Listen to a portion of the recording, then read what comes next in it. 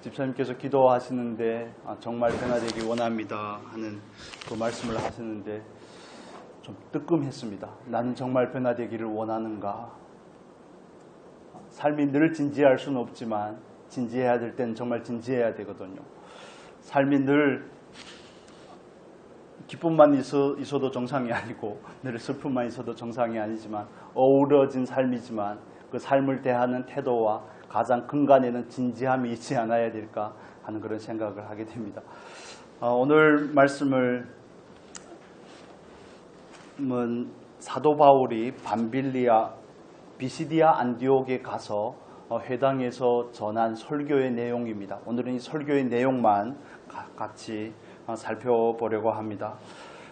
16절부터 41절까지의 내용인데 이 부분을 통해서 우리가 하나님의 말씀을 같이 살펴보면 좋겠습니다. 아테네 올림픽이 시작한 지 이제는 33회가 되었죠. 1896년에 시작해서 이번이 파리 올림픽이 오늘 끝나더라고요. 보니까 33번 개최가 되었습니다. 여러분도 올림픽에 대해서 TV로도 보고 인터넷으로도 보고 보셨겠지만 참 굉장히 공격적인 민족이라는 생각을 하지 않습니까? 양궁도 쏘는 걸 잘하시는 것 같더라고요. 쏘고 찌르고 하는 거 굉장히 공격적인 민족이다. 그러면서 그 양궁에서도 또 다 금메달 따고 금메달을 받는 것도 좋지만 저는 국적이 여기는 아니지만 중국이 메달 몇 개 딴지 관심이 없습니다. 그런데 그 인터뷰가 좀 마음에 와서 많이 닿았습니다. 현대자동차에서 40년 동안 후원을 해주고 그랬는데 그 인터뷰에서 그 회장이라는 그분이 하시는 말씀이 우리는 곧 돌아가서 다음 올림픽을 준비할 것입니다. 그 말이 마음에 와서 너무 많이 닿았습니다. 운동선수들은 대회를 중심으로 그들의 삶의 패턴이 바뀌게 되죠. 모든 것은 대회에 맞춰져 있습니다. 올림픽이라든지 세계선수권이라든지. 그런데 그 금메달을 받은 그 영광도 잠시 이제는 돌아가서 다음 올림픽을 준비한다는 겁니다. 또 4년 동안 준비해가지고 다음 올림픽에 나갈 것을 위해서 또 불철주야 자기 몸을 불사르지 않겠습니까? 운동선수들의 시간은 4년에 한 번씩 그 주기로 흘러간다고 볼 수 있죠. 대회를 중심으로 그들의 모든 삶이 거기에 패턴에 맞춰져 있다고 볼 수가 있습니다. 그렇다면 저와 여러분의 삶은 무엇에 패턴이 맞춰져 있습니까? 무엇을 중심으로 돌아가는지에 대해서 우리는 생각해 볼 필요가 있습니다. 여러분, 역사의 주인은 하나님이라는 사실을 여러분 믿으십니까? 그래서 역사는 영어로는 history라고 말하죠. 그의 이야기라는 뜻이죠. 억지로 해석을 한다고 해도 좋지만 저는 그렇게 믿고 있습니다. 왜냐하면 역사의 주인이 하나님이기 때문에 그렇습니다. 우리가 역사를 나눔에 있어서 주전과 주후로 나누죠. BC와 AD로 나누는데 예수 그전의 시대를 Before Christ 해서 기원전이라고 말하죠. 주전, 주후라는 것은 AD라고 표현을 하죠. 아노 도미니, 주님의 해라는 뜻을 가지고 있습니다. 불신자들은 인정하지 않을 수 있지만 그러나 성경을 통해서 충분한 계시가 되었음에도 불구하고 믿지 않을 수 있지만 또 세상의 삶을 통해서도 우리에게 예수가 하나님의 역사의 주인 되시고 예수가 역사의 주인공이라는 사실을 우리에게 말씀해 주고 있는 것입니다. 인정을 하든지 안 하든지 그건 이미 정해진 사실이고 운동선수들의 삶은 대회를 중심으로 4년에 한 번씩 열리는 올림픽을 중심으로 그 4년 단위로 흘러갈지 모르지만 그러나 저와 여러분의 삶은 무엇을 중심으로 무엇을 위해서 무엇이 초점이 되어 흘러가고 있는지에 대해서 우리는 살펴볼 필요가 있다는 것입니다. 왜냐하면 오늘 사도 바울이 설교를 통해서 그 부분을 말씀해 주고 있기 때문에 그렇습니다. 우리가 읽었던 부분인데 이 부분을 잠깐 보겠습니다. 17절의 말씀을 보겠습니다. 17절 같이 읽겠습니다. 이 이스라엘 백성의 하나님이 우리 조상들을 택하시고 애굽 땅에서 나그네 된 그 백성을 높여 큰 권능으로 인도하여 내사. 사도 바울은 17절에서 23절에 이르기까지 구약의 역사를 다윗까지 아브라함부터 다윗까지 요약해서 말씀을 합니다. 그런데 거기 그 동사들을 사용하는 동사들의 주목을 해볼 필요가 있습니다. 제가 열거해 드리죠. 택하시고 인도하여 내사 삼으시고 멸하시고 주시고 또 세우시고 폐하시고 또 세우시고 약속하신 대로 다윗의 후손으로 예수를 어떻게 하셨다고요? 세우셨으니 원문에서 예수를 세우셨다는 뜻은 보내셨다는 것을 의미합니다. 모든 표현이 다 능동태로 되어 있고 모든 표현에서 하나님이 주어가 되어 있습니다. 즉 모든 구약은 무엇을 위해서 흘러왔다는 것을 의미하는 겁니까? 지금 사도 바울이 복음을 전하는 그 안디옥 교회 안식일에 모인 그 무리들은 이스라엘 사람들과 정통 유대인이죠. 또 개종한 이방인들로 보여집니다. 사도 바울이 그들에게 나아가서 말할 때 이스라엘의 역사에 대해서 굳이 열거를 하고 그 역사의 중심이, 그 역사의 초점이 무엇인지에 대해서 말씀해 주고 있는 것입니다. 모든 구약의 약속은 누구를 향해 있는 겁니까? 예수 그리스도를 향해 있는 겁니다. 역사의 주인 되신 하나님께서 아브라함을 택하시고 아브라함을 통해서 다윗을 세우시고 다윗을 통해서 그리스도를 보내기까지, 그러나 그 과정 가운데 아브라함에게 약속하시고 이스라엘 백성들의 애굽에서 400년 동안 종살이를 하게 하시고 그들을 다시 애굽 땅에서 그들을 건져내시고 가나안 땅을 정복해 하고 약속의 땅을 그들에게 주시고 또 그들에게 사사들을 보내시고 우상 숭배하는 그들을 용서하시고 또 광야에서 또 그들을 참으시고 하는 그 모든 상황들이, 역사의 모든 순간들이 무엇을 위해서 흘러가고 있다는 것을 말씀해 주고 있습니까? 하나님을 위해서 하나님의 크신 계획과 하나님의 크신 경륜 안에 역사가 있다는 사실을 이해할 필요가 있습니다. 하나님께서 우리에게 삶을 주셨지만 그러나 삶의 주인이 우리가 아니라는 사실을 우리는 겸허하게 인정할 필요가 있습니다. 이스라엘 백성들도 주인이 아니죠.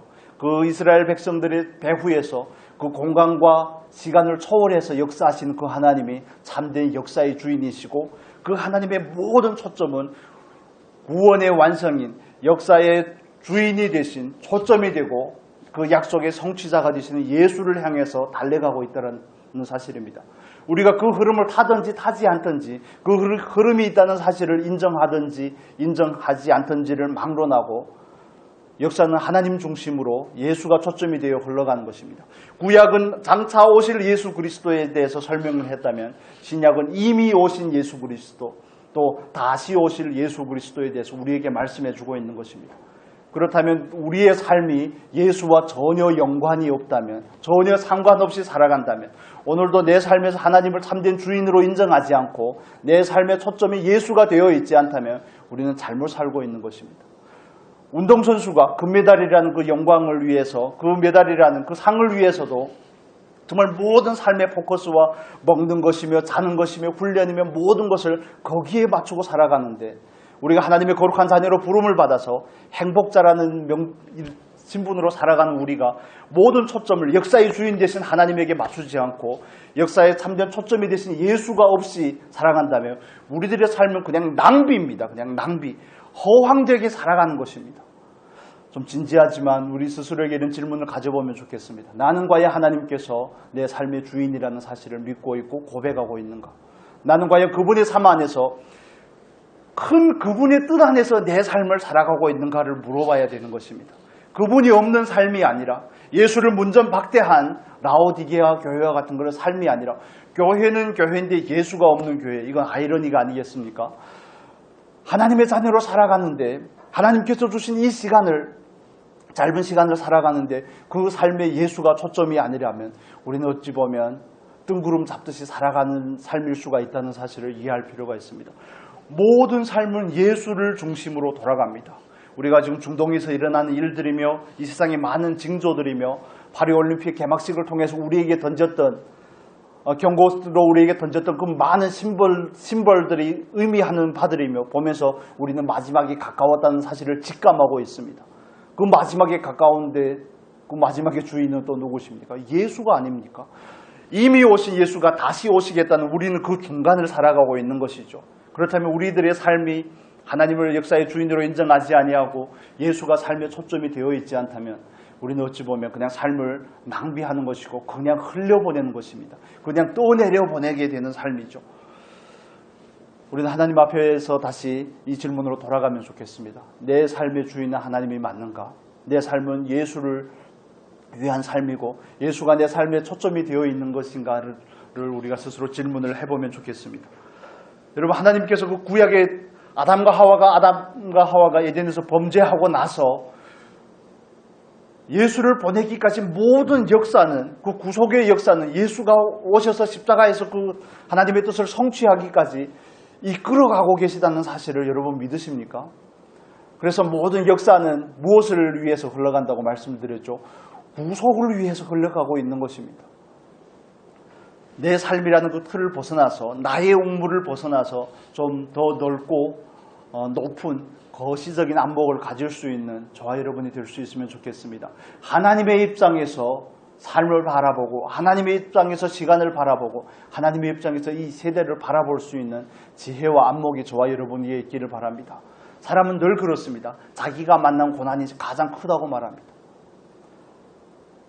자기가 만난 고난이 가장 크다고 여기고, 어찌 보면 그래서 다른 사람들에게 대해서, 다른 사람이 당하는 그 고난에 대해서 인정하지 않을지도 모르겠습니다. 저 요즘에 저희 작은 고모 할머니, 지난번에 중국에 갔을 때 장례식을 치르게 되었는데, 저희 윗세대 어른 중에서는 제일 마지막에 돌아가신 그 할머니를 생각하면서 아들 하나 딸 하나 있는데 다 앞세웠거든요. 돌아가시기, 예수를 믿기 전에, 저 아직도 그 기억이 생생한데, 어릴 때 같이 예수를 믿기 전에 뭐 추석이라든지 청명절에 산소에 가면 그 할머니가 울던 모습이 아직도 눈에 선합니다. 예수를 모르니까 어떻게 나보다 먼저 갈 수 있냐고, 그 아들의 죽음 때문에. 30대 초반에 갔으니까 너무 아까운 나이지 않습니까? 그래서 그 정말 통곡하며 울던 그 할머니가 어떻게 예수를 믿게 돼서 예수를 믿고 나서 또 딸이 먼저 앞세우게 된 것이죠. 그러면서 그 딸의 죽음에 대해서는 좀 담담하게 받아들이시는 것 같더라고요. 그래서 요즘에 그 고모 할머니가 자꾸 생각이 나서, 참 어떻게 말로 형용할 수 없는 인생이구나. 그런데 그 다음이 중요합니다.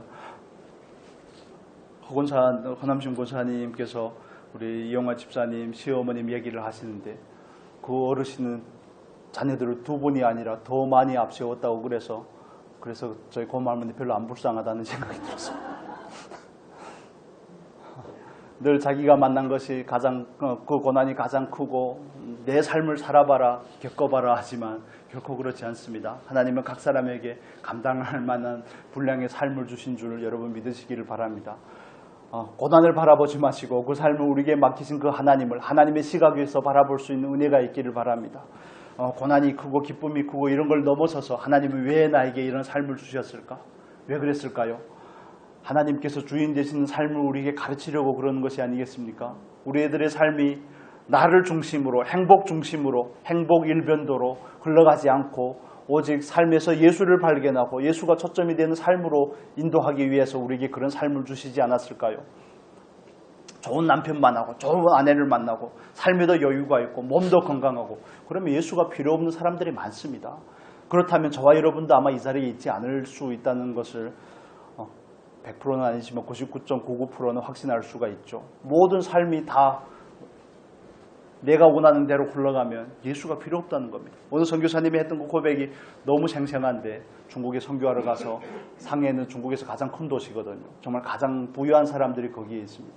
그래 가서 복음을 전하는데 어느 부자 집에 가서 복음을 전하게 되었는데, 그래서 그분이 복음에 대해서 전함을 듣고 하는 얘기가 이런 얘기를 하더라는 겁니다.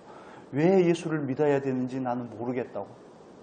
나는 집도 여러 개가 있고 차도 다 외제차고 집에 각 사람마다 차가 있고 한데 예수가 나의 삶에 줄 수 있는 것이 무엇이냐는 거죠. 무엇이냐는. 정말 저와 여러분에게 하나님께서 결핍을 주시고 또 우리를 구원해내시고 이 자리에 있게 하신 거 하나님의 놀라운 은혜인 줄로 믿습니다. 택하시고, 하나님께서 아브라함을 택하신 것처럼 우리를 택하신 거 아니겠습니까? 하나님께서 아브라함을 부르시고 정말 아브라함의 후손들을 통해 예수 그리스도를 보내기 위하여서 그들에게 하나님이 어떤 하나님인지를 가르쳐 주시기 위해서 그들의 역사 가운데 그들을 주장하시고 그들로 다양한 일들을 겪게 하시는 그 하나님, 우리의 삶 가운데서도 그 하나님이 똑같이 역사하시는 하나님이 아니겠습니까? 왜 삶에 그렇게 모진 풍파가 있고 희로애락이 있고 정말 감당 못할 그런 고통들과 고난들이 있습니까? 그럴 때마다 우리의 시선은 어디를 향해야 됩니까? 삶을 보면서 원망을 하겠습니까? 배우자를 보면서 원망을 하겠습니까? 상황을 보면서 불평을 하겠습니까? 우리의 삶은 나에게 이런 삶을 주신 그 하나님에게로 초점을 맞춰야지 거기에 해답이 있는 것입니다. 삶이 변화되고 삶이 개선되고가 아니라 그 삶을 묵묵하게 받아들이게 되는 것입니다. 그래서 하나님이 없는 삶, 그 우리의 삶을 통해서 예수를 만나지 못하는 그 삶을 그럴 때 우리가 비참하다고 이야기할 수가 있는 것입니다. 그러나 삶이 굴곡지고 파란만장하다 할지라도 정말 내 삶의 참된 주인이 하나님이라는 사실을 인식할 때 우리는 그 삶을 담담하게 대면하게 되고 받아들이게 되죠. 삶에 대해서 더욱 진지한 태도를 가지게 되고 삶에 대해서 더 이상 원망이나 불평이 아닌 나는 하나님 안에서 내 삶의 존재가 발견이 되기 때문에 나는 하나님께서 택하신 사람이구나. 하나님께서 바로의 권세에서 나를 건져주셨구나. 하나님께서 나를 하나님의 자녀로 세워주셨구나 하는 이런 소망 가운데서 다시 삶이 새롭게 해석이 되는 것입니다. 여러분, 하나님께서 저와 여러분의 참된 주인이라는 사실을 우리가 다시 한번 고백해 드릴 수 있기를 바랍니다. 그분이 참된 주인이라는 사실을 믿으시기를 바랍니다. 그분께서 우리에게 맡겨준 삶을 우리는 살아가는 것입니다. 그래서 다른 사람의 삶이 부러워할 필요도 없고 시기하거나 흠모할 필요도 없습니다. 우리가 오직 흠모해야 될 분은 예수 그리스도 한 분이신 줄로 믿습니다. 하나님 안에 답이 있고 예수 안에 답이 있는 것입니다. 비교하다 보면 끝도 없습니다. 끝도 없습니다. 어디까지 차면 만족이 되겠습니까? 만족이 없습니다. 세상 것은 우리에게 참된 만족을 줄 수가 없죠. 이스라엘 백성들이 하나님의 자녀인 건 맞지만 강대국들의 그 틈바구니 사이에서 얼마나 힘듭니까? 그 삶이 얼마나 힘듭니까? 약속의 땅인 가나안에 들어갔지만 하나님을 섬기지 않을 때 그들은 정말 여기에서 동네북입니다. 동네북이 따로 없죠. 그런데 그런 삶 가운데서 하나님께서 그들에게 가르치고자 하는 것이 무엇입니까? 내가 너희들의 주인이라는 게 아니겠습니까? 내가 너희들의 주인이고 너희들의 생사 화복을 주관하시는 분이 하나님이라는 사실을 그들에게 가르치려고 하는 것입니다. 우리의 삶 가운데서도 마찬가지입니다. 성공이 어디에 있으며 실패가 어디에 있겠습니까? 하나님이 있는 인생이면 성공인 것이고 하나님이 없는 인생은 실패인 것입니다. 삶과 죽음과 생사 화복의 모든 문제는 모든 주권은 하나님께 달려있다는 사실을 여러분 우리가 겸허하게 고백할 수 있기를 바랍니다. 나에게 달려있는 것이 아닙니다. 내가 주장할 수 있는 것이 아니라 우리는 주어진 삶을 살아가는 것입니다. 택함을 받고 그분의 부르심 안에 들어와서 그분께서 우리에게 허락하신 그 삶을 살아가는 겁니다. 그래서 우리가 배워야 될 것은 그분이 주인 된다는 것이죠. 그분의 주인된 삶을 모르니까 자꾸 세상의 기준을 가지고 성공과 실패를 논하게 되고 세상의 기준을 가지고 가정을 바라보고 상대방을 향한 그 요구들을 자꾸 입으로 말하게 되는 것입니다. 우리가 완전하게 동의하고 완전하게 기쁨으로 받지 못할 수는 있겠지만 남편 누가 주셨습니까? 아내를 또한 누가 주셨습니까? 자녀는 또한 누가 주셨습니까? 여러분 선택한 거 아니지 않습니까? 하나님께서 주신 거 아닙니까? 하나님께서 참된 주관자가 된다는 사실에 대해서 온전하게 동의가 되고 인식이 되지 아니하면 신앙생활에 그 다음 걸음들이 점점 어려움이 있습니다. 하나님께서 이스라엘 백성들을 광야로 인도해 내시고 그들에게 가르치는 게 무엇입니까? 사람이 떡으로만 사는 것이 아니라 하나님의 입으로 나오는 모든 말씀으로 산다고 그들을 가르치는 것이죠. 그들에게 하나님께서 참된 주권자가 된다는 사실을 가르치고자 하는 것입니다. 왜냐하면 그 삶이 되어야지 삶이 감당이 되기 때문에 그렇습니다. 여러분 삶에 아직도 많은 문제들이 있고 많은 동의하지 못할 부분들이 있다면 하나님 앞으로 돌아가는 은혜가 있기를 바랍니다. 하나님 앞에 나아가서 하나님 제가 선택한 삶이 아니라 저에게 주어진 삶입니다. 저에게 이 삶을 주신 분이 하나님이십니다. 하나님 왜 저에게는 좀 더 건강한 자녀들을 주고 왜 저에게는 좀 더 건강한 신체를 주고 좋은 가문에서 좋은 부모를 만나고 태어나면 안 됩니까? 하나님께서 왜 그러셨는지는 잘 모르겠지만 그러나 그 삶을 하나님께서 허용하셨다는 사실을 우리가 이해할 때 우리는 비로소 거기에서 두서를 찾을 수가 있는 것입니다. 동의가 되고 그것이 받아지기까지 그 모든 몸부림들이 우리로 하여금 더 성숙한 자리로 나아가게 하는 것입니다. 우리를 점점 더 넓은 사람으로 예수 그리스도의 심장을 가진 사람으로 우리를 세워가는 것입니다. 그래서 그런 역경들이 우리로 하여금 삶의 초점이 내가 아니라 삶의 주인이 내가 아니라 예수가 되어야 된다는 사실에 정말 뼈저리게 그냥 입술에 발린 그 립 서비스가 아니라 뼈저리게 느끼게 하는 것입니다. 질그릇에 보배를 가졌으니 그 능력의 힘이 큰 것이 나에게 있지 아니하고 예수에게 있다는 사실을 내가 삶의 주인이 아니고 삶의 초점이 아니고 예수가 초점이라는 것을, 모든 삶을 예수를 향해 흐른다는 사실에 대해서 더 깊은 인식을 가지고 어떻게 하면 그 예수와 이 관계를 올바르게 할까가 그 삶의 초점이 된다면 정말 모진 고통과 정말 험난한 삶에 대해서 우리는 어떻게 보면 담담하게 받아지게 될 것입니다. 야곱이 이스라엘이 되기까지, 그 이스라엘이 애굽 왕 바로 앞에 섰을 때 그의 고백이 뭡니까? 내 삶이 파랑만장하지만 뭐라고요? 정말 험난한 세월이지만 그래서 그 야곱이 마지막에 돌아갈 때는 그 지팡이를 경배하면서 돌아가거든요. 그 지팡이를 경배하면서. 그게 저와 여러분의 인생이 아니겠습니까? 사도 바울이 이스라엘 백성들의 구약의 역사를 모든 구약의 역사가 예수를 향한다고 말하고 있고, 모든 역사의 주인이 하나님이라는 것을 곧 설교하고 있는데, 그 말씀이 저와 여러분의 삶에 온전히 적용이 되어야 되지 않겠습니까? 그냥 그 내용을 아는 것만으로 그쳐서는 아무 의미가 없습니다. 그건 우리는 그냥 말씀과 내가 하나가 되진 못한 상태, 말씀을 우리의 삶에 결부하지 않은 상태가 되기 때문에 말씀이 우리에게 전혀 영향력을 미칠 수가 없는 것입니다. 그래서 우리가 이 주제를 가지고 우리의 삶에 적용을 해보자고 그러는 것이죠. 나는 과연 하나님께서 내 삶의 주인이라는 사실을 믿는가? 하나님께서 정말 생과 사와 화와 복을 주장하시는 그 하나님이라는 사실을 믿는가? 주권이 하나님께 있다는 사실을 믿는가? 그렇다면 어떻게 좌절할 수 있겠으며, 그렇다면 어떻게 절망할 수 있겠으며, 그렇다면 어떻게 원망과 불평을 그렇게 가볍게 쏟아낼 수 있겠는지에 대해서 우리는 질문을 가질 수밖에 없습니다. 내가 원하든 원하지 않든 나에게 하나님께서 주신 삶입니다. 그렇기 때문에 귀한 것입니다, 여러분. 어떻게 보면 그 누군가는 너무 고통스럽기 때문에 내일이라는 삶이 찾아오지 않았으면 좋겠다고 할지도 모르겠습니다. 저도 그런 암담한 기간들이 있었기 때문에 정말 내일이 오는 게 두렵더라고요. 내일이 오지 말았으면 좋겠다. 그런데 또 한편의 두려움은 내일이 오지 않고 내가 하나님 앞에 가면 하나님 앞에 떳떳하게 설 수 있을까? 이 생각 가운데 막 갈등이 되는 거죠. 내일을 소원하기도 하면서 또 내일이 오지 말았으면 좋겠는 그런 마음이 드는 겁니다. 여러분, 주어진 삶입니다. 주어진 삶. 하나님께서 주신 삶입니다. 원하든 원하지 않든 하나님께 그 시각을 맞추고 삶을 다시 바라보시기를 바랍니다.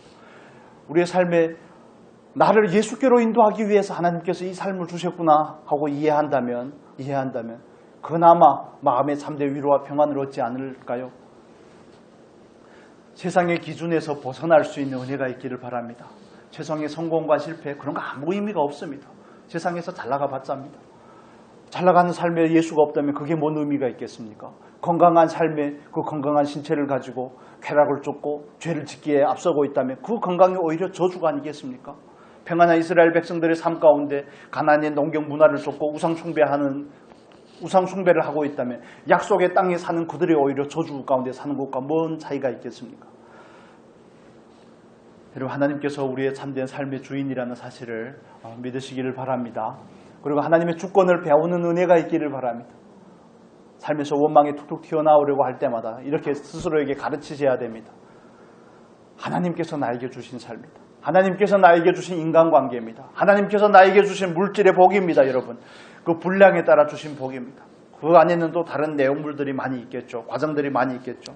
하나님께서, 저도 그렇게 생각을 합니다. 하나님께서 저에게 주신 인간관계고, 하나님께서 저에게 맡긴 여러분이고, 하나님께서 저에게 맡긴 또 다른 중국의 학생들이라든지 또 거기에 교회들이라든지 그런 생각이 들 때마다 어떻게 마냥 다 좋겠습니까? 어떻게 마냥 감사만 있겠습니까? 얼마나 부담스러운지 모릅니다, 때로는. 얼마나 정말 온전하게 감당하지 못하는 것 때문에 하나님 앞에 송구스러운지도 모릅니다. 그렇지만 하나님께서 주셨기 때문에 힘이 되는 데까지 정말 힘을 다해서 해보려고 하는 것이죠.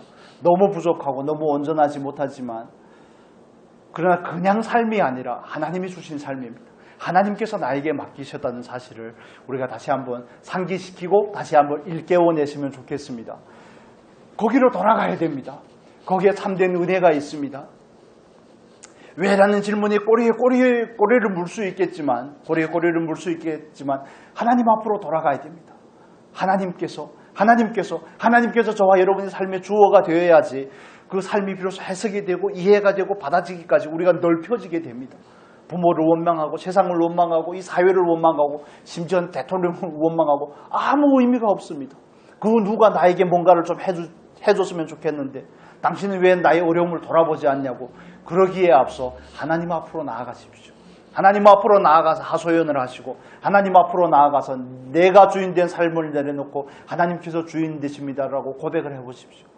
그러면 그때야 진정으로 정말 아무것도 염려하지 않고 하나님 앞에 나아가 내 안에 있는 것을 낱낱이 털어놓을 때 모든 지각에 뛰어난 하나님의 평강을 맛볼 수 있습니다. 왜 자꾸 사람에게서 만족을 찾으려고 하고 주인 되지 않은 것을 쫓아가고 있습니까? 사람이 모든 만든 것은 다 가짜입니다. 사람이 만든 모든 것은 다 허상이고 우상들은 다 가짜입니다. 그러나 우리를 만드신 그 하나님의 진짜라는 사실을 우리는 그분께 돌아가서 그분의 주권을 배우고 우리의 삶에 예수가 초점이 되기를 연습해야 되는 줄로 믿습니다. 이 부분을 이렇게 많이 나눌 생각이 없었는데 자꾸 강조가 됩니다. 여러분 모든 삶은 예수를 중심으로 흐릅니다. 여러분의 삶은 어떻습니까? 모든 구약은 예수가 와서 성취하는 데 초점을 맞추고 있습니다. 모든 구약은 그림자입니다. 모든 구약은 예수를 가리키고 있습니다. 율법이라는 뜻, 율법은 몽학 선생이 되어서 갈라디아서 3장에 보면 율법은 몽학 선생이 되어서 우리를 어디께로 인도한다고요? 예수 그리스도께로 인도하는 것입니다. 예수 그리스도께로. 그 언약이 실체이신 예수 그리스도가 오셔서 하나님의 그 뜻을 성취하는 것이죠. 그 성취의 은혜 가운데 우리가 살아갑니다. 여러분. 우리 말씀을 한번 다시 보겠습니다. 23절 같이 보겠습니다. 22절 보겠습니다. 22절 같이 읽겠습니다. 폐하시고 다윗을 왕으로 세우시고 증언하여 이르시되 내가 이새의 아들 다윗을 만나니 그 사람이라 내 뜻을 다 이루리라 하시더니 아멘. 하나님께서 다윗을 보고 다윗이 내 마음에 맞는 사람이고 내 뜻을 그를 통해서 이루신다고 말씀을 하죠. 다윗만 그러겠습니까? 하나님께서 저희들을 통해 저와 여러분을 통해서도 하나님의 뜻이 이루어지기를 원하는 줄로 믿습니다. 그 소명감을 가지고 우리가 하나님 앞에 나아가면 좋겠습니다. 헛되게 보낸 인생이 아니라니까요. 얼마나 가치 있는 인생인지 모릅니다. 우리가 하나님 앞에서 얼마나 귀한 존재인지 모릅니다. 그래서 하나님께서 우리의 삶을 바라보는 그 시각으로 우리의 삶이 재해석이 되면 좋겠습니다. 낙심하지 말고 좌절하지 말고 원망과 불평 가운데 사로잡히지 말고 하나님을 향해서 부족하고 연약하지만 하나님을 바라보는 은혜가 있기를 바랍니다. 하나님께서 나를 향한 뜻이 무엇일까? 하나님께서 나를 통해서 어떤 뜻을 이루기를 원하실까가 저와 여러분이 관심사가 되면 좋겠습니다. 어떻게 나를 통해서 그 예수가 드러날까? 이 삶을 위해서 우리는 부르심을 받았습니다. 그렇다면 그 예수가 구약의 모든 초점이 예수면 우리의 삶의 모든 초점도 예수가 되어야 된다면 예수께서 성취하신 것은 무엇입니까? 간단하게 말하면 십자가와 부활입니다. 오늘도 우리는 그 십자가와 부활이 은혜 가운데서 살아가는 줄로 믿습니다. 그 십자가와 부활이 우리에게 의미하는 바가 뭡니까? 38절 보겠습니다. 38절. 이 설교의 내용 가운데 요약이죠. 결론이기도 합니다. 38절에서 40절 같이 읽겠습니다. 그러므로 형제들아 너희가 알 것은 이 사람을 힘입어 죄 사함을 너희에게 전하는 이것이며 또 모세의 율법으로 너희가 의롭다 하심을 얻지 못하던 모든 일에도 이 사람을 힘입어 믿는 자마다 의롭다 하심을 얻는 이것이라. 그런즉 너희는 선지자들을 통하여 말씀하신 것이 너희에게 미칠까 삼가라. 아멘. 두 가지를 우리에게 말씀해 주고 있습니다. 이 설교의 결론이죠. 그들에게 향해서. 그러면 구약은 예수를 가리키고 있고 예수가 다윗의 후손으로 와서 그 모든 언약을 성취하였는데 그 언약의 성취가 뭐라고요? 십자가와 부활이라고 말합니다. 심지어는 이스라엘의 지도자들이 또 헤롯이 빌라도가 예수를 십자가에 못 박게 한 그 모든 것도 구약의 말씀에 응하기 위함이라고 말씀을 합니다. 정말 예수 그리스도께서는 말씀대로 오셨고 말씀대로 죽으시고 말씀대로 부활하셨다는 사실을 우리 일일이 증거하고 있죠. 말씀을 인용해서 증거하고 있습니다. 꼭 한번 다시 이 부분을 여러분 읽어보시면 좋겠습니다. 심지어는 백성들의 악함도 무엇을 성취하기 위함이라고요? 예수의 오심과 예수의 죽으심과 예수의 부활하심을 성취하기 위함이라고. 예수는 구약의 결론이라고 말씀을 하고 있습니다.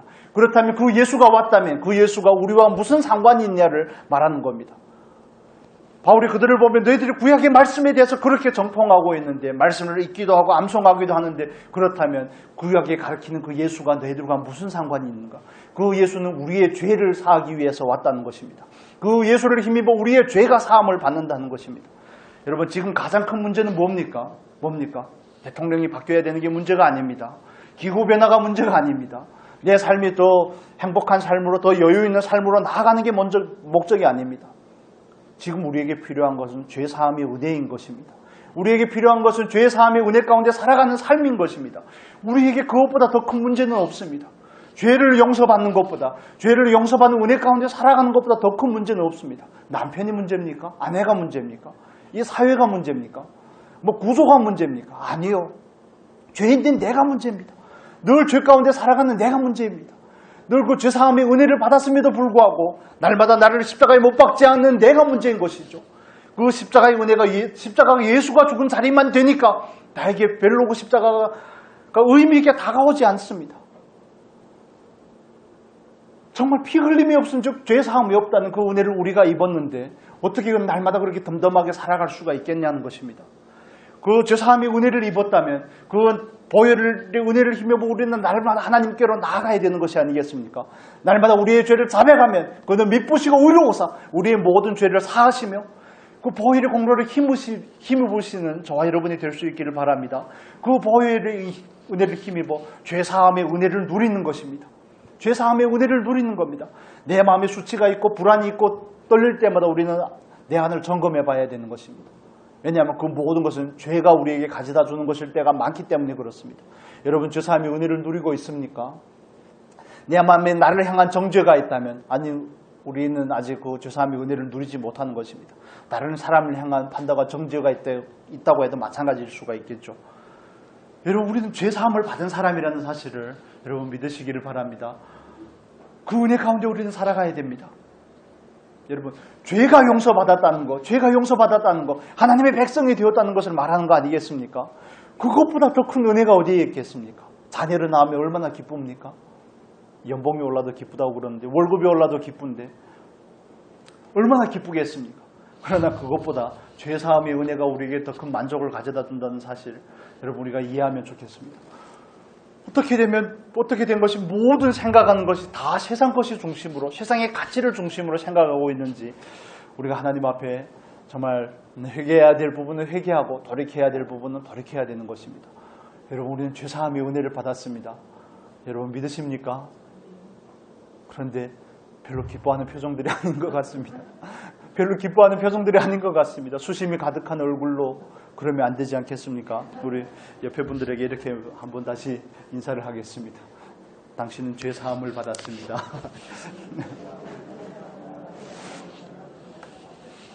교회에서 맨날 십자가, 맨날 부활 뭐 이런 것만 얘기하니까 그게 우리에게는 익숙한 것이 되어 있는 것입니다. 그러나 과연 그 실체를 누리고 있느냐, 그 은총을 누리고 있느냐, 언약을 성취하신 십자가에서 다 이루었다고 말씀하신 그 예수 그리스도가 우리에게 가져다 주는 죄사함의 축복을 누리고 있느냐를 물어보면 전혀 그렇지 않습니다.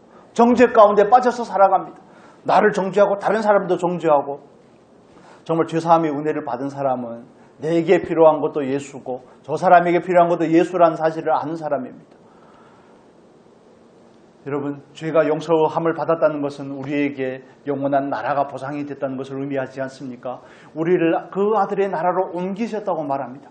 얼마나 가슴 설레고 벅찬 이야기인지, 내가 무엇인데, 저와 여러분이 하나님 앞에서 어떤 존재인데, 정말 죄인 중에 괴수가 아니겠습니까? 죄인처럼 안 여겨지시죠? 그래서 여러분에게 자꾸 그런 말씀을 드리는 겁니다. 집에 돌아가셔서 삶의 현장에서 제발 말씀을 따라서 행해 보시라고. 여러분에게 율법을 강조하는 것이 아닙니다. 뭐 율법만 말하는 것이 아닙니다. 정말 하나님 앞에서 신실하게 살아보려고 힘써 보시라고. 하나님 앞에서 물질의 참된 관리자로 살기를 힘써 보라고. 그럴 때 이 말씀이 거울이 되어서 나를 비추게 되는 것입니다. 내 안에 감추인 것을 드러내게 되고, 너는 죄인이야 라고 우리에게 정죄하게 되는 것입니다. 너는 죄인이야. 죄인에게 필요한 것은 뭡니까? 죄인에게 필요한 것은 의사죠. 죄인에게 필요한 것은 예수입니다. 그럴 때 우리는 나 같은 죄인이 용서함을 받았다는 그 은혜가 다시 한번 밀물듯이가 아니고 물 밀듯이 내게 다가오는 것입니다. 말씀을 행하는 실천이 없기 때문에 죄사함의 은혜가 뜨뜻미지근한 겁니다. 그냥 정죄하는 것이 아니라 정죄하는 것이 맞습니다. 여러분, 말씀의 실천을 해봐야 말씀이 나를 정죄합니다. 그럴 때 우리는 비로소 이런 탄식이 나오죠.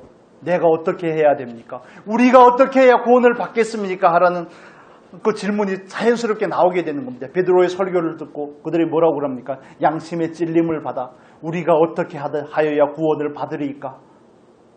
그런데 우리는 그 자리까지 가지 않기 때문에 늘 죄사함의 은혜는 이미 받아놓은 당상이고 늘 과거의 일이고 오늘의 삶 가운데 그게 적용이 되지 않습니다.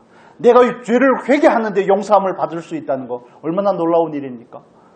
그분의 자비와 긍휼이 무궁하시기 때문에 오늘 우리의 삶이 이어지고 있다는 사실을 여러분 믿으신다면 죄사함의 은혜가 얼마나 놀라운 것인지에 대해서 다시 한번 깊이 깨달을 수 있기를 바랍니다.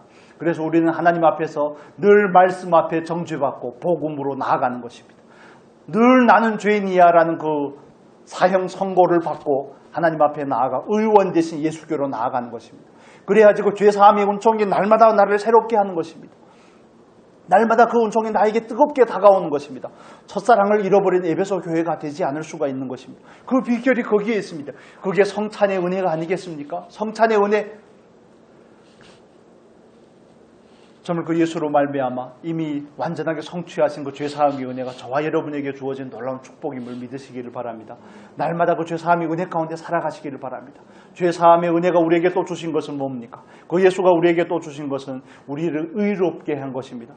율법의 공로로는 의롭게 함을 받을 사람이 아무도 없다고 사도 바울은 우리에게 강조해서 말하죠. 율법으로는 의롭다 함을 얻을 수가 없습니다. 그렇다면 우리는 어떻게 의롭게 됩니까? 갈라디아서의 말씀을 좀 봅시다. 2장 16절의 말씀 보겠습니다. 갈라디아서 2장 16절입니다.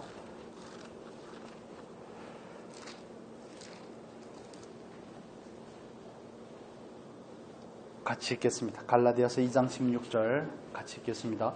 사람이 의롭게 되는 것은 율법의 행위로 말미암음이 아니요 오직 예수 그리스도를 믿음으로 말미암는 줄 알므로 우리도 그리스도 예수를 믿나니 이는 우리가 율법의 행위로서가 아니고 그리스도를 믿음으로 의롭다 함을 얻으려 함이라. 율법의 행위로서는 의롭다 함을 얻을 육체가 없느니라. 아멘. 예수님께서 산상수훈에서 이렇게 말씀을 하시죠. 너희의 의가 바리새인과 서기관보다 낫지 아니하면 결단코 천국에 들어가지 못하리라고 말씀을 합니다. 그렇다면 저와 여러분은 천국에 어떻게 들어갑니까? 우리의 의가 바리새인과 서기관의 의를 능가하는 의가 있습니까? 우리에게는 의가 없지만 율법 외에 다른 한 의가 나타나셨으니 곧 예수 그리스도인 줄로 믿습니다. 그 예수 그리스도를 믿음으로 우리는 의롭다고 칭함을 받았지만 칭함을 받은 줄로 믿습니다.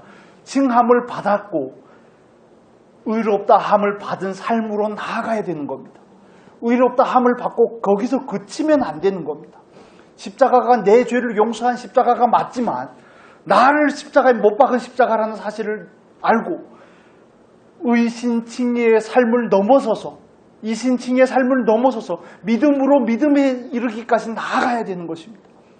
의롭다 함을 받았다면 다른 의미로 의롭다 함을 받았다면 의로운 사람이 되기 위해서 의로운 사람의 삶에 걸맞는 삶을 살아내기 위해서 우리는 날마다 부단히 성장하고 성숙하고 변화의 삶으로 나아가야 되는 것입니다. 성령으로 살았으며 성령으로 행할지니 이렇게 말씀하죠. 여러분, 죄사함의 은총을 누리는 건 놀라운 은혜입니다. 우리가 믿음으로 말미암아 의롭게 된 것, 정말 이 은혜는 만입이 있어도 하늘을 두루마기 삼고 바다를 목물 삼아도 기록할 수가 없는 은혜이죠. 어떻게 표현할 수 있겠습니까? 그런데 그걸 넘어서서 우리는 의로운 삶으로 나아가야 되는 것입니다. 거기서 멈추지 않고. 여러분, 우리가 의롭게 되었다는 건 뭘 의미하는 것입니까? 예수로 사는 삶을 의미하는 것입니다. 그냥 신분의 칭함을, 신분이 의로운 것을 넘어서서 이제는 예수로 사는 삶으로 나아갈 수 있는 저와 여러분의 삶이 될 수 있기를 바랍니다. 율법 외에 다른 한 의가 나타나셨으니 그 의가 되신 예수 그리스도는 우리를 너는 의로운 사람이야 법적으로 우리에게 이런 선언을 주시기는 예수가 아니라 그 예수를 넘어서서 의롭과 거룩하심으로 입은 새 사람을 입고 살아내게 하시는 분도 예수라는 사실을 여러분 믿으시고 그 자리까지 나아가는 은혜가 있기를 바랍니다. 여러분 예수로 살 수 있기를 예수님의 이름으로 축복합니다. 예수로 살아야 됩니다. 예수로 얼마나 살았느냐에 따라서 우리가 하나님 앞에 가서 우리의 처지가 달라질 것입니다. 성경은 우리에게 그것을 자꾸 강조하고 있죠. 성도의 착한 행실이 뭐라고요? 거룩한 옷입니다. 그게 의의 옷이고 그게 세마포입니다. 수요일 날에 그 말씀의 혼인잔치의 비유에 대해서 나눌 때 다시 한번 더 구체적으로 살펴보겠습니다. 여러분 예수께서 오셔서 하나님의 모든 말씀을 성취하신 줄로 믿습니다. 성취의 절정은 십자가와 부활입니다. 예수가 이미 이루어놓은 삶 가운데 우리는 살아가고 있습니다. 그분께서 십자가에서 우리의 모든 죄를 담당하셨습니다. 그분께서 부활하심으로 우리를 의롭다 하셨습니다. 우리가 의롭다고 칭함을 받게 되었습니다. 그렇다면 그 죄사함과 그 의로움의 은총을 우리가 날마다 삶 가운데서 누려야 될 줄로 믿습니다. 그냥 신분이 의로운 것을 넘어서서 의로운 사람으로 살아가기 위해서 날마다 훈련하고 연수받는 저와 여러분의 삶이 될 수 있기를 바랍니다. 구체적으로 어떻게 살아야 될지에 대해서는 우리가 또 말씀을 살펴보면서 더 구체적으로 나누면 좋겠습니다. 여러분 하나님께서 우리의 삶의 주인이 되신다는 사실을 다시 한번 고백해 드릴 수 있기를 바랍니다. 모든 역사가 하나님이 주인이 되어서 예수를 초점으로 부르듯이 저와 여러분의 삶 가운데서 하나님께서 참된 주인이 되셔야 되고 우리의 모든 삶의 초점도 예수가 되어야 되는 것입니다.